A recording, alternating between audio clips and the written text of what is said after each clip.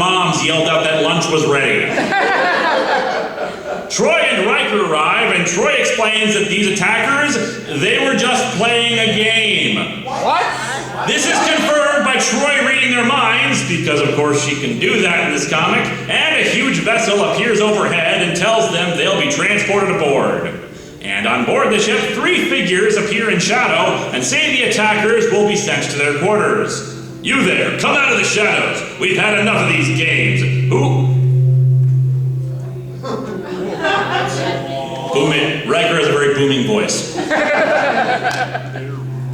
We are ashamed of how you have been welcomed to our world. Yes, we will do anything to atone for the actions of our children.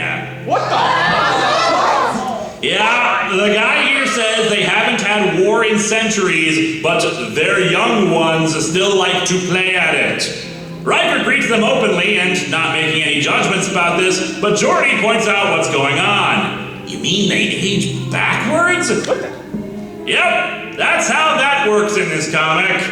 The kids are adults and the adults are kids. And that makes absolutely no friggin' sense, not even for aliens. This is just not how biology works. Is it a crossover? Hell, considering how tiny they are, do they give birth to full-size people? How? Or do they start small, grow big, and then shrink again for no reason? It's a crossover. And yes, there was actually an episode of Star Trek Voyager that did this too, and you know what? That episode sucked and made no sense either.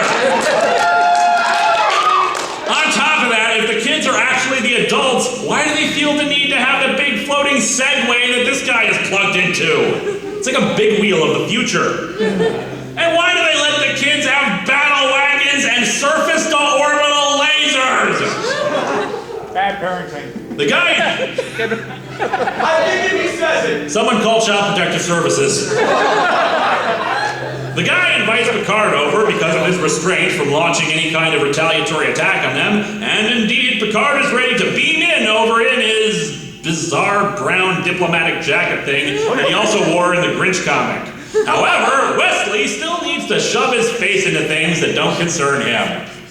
And so our comic ends with this exchange. Do you think that I could maybe one day go on one of these safe diplomatic type away missions? Wesley, these trips are absolutely no place for children.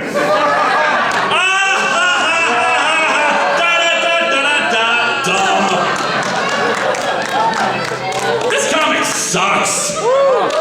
The dialogue is stilted, the artwork bizarre at times with everyone making exaggerated gestures, the characters are morons, Wesley is more annoying here than on the show, and the science is just...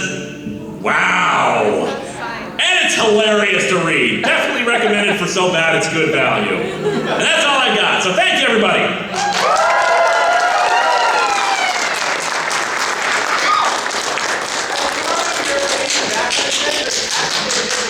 Cartoon that has an entire species without a cat.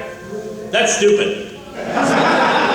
So we have about another hour to go, and I'm going to be filming you guys for an episode. Yeah! But here's my question. Would you like to see next Monday's episode first, or would you like to record yourselves first? Both!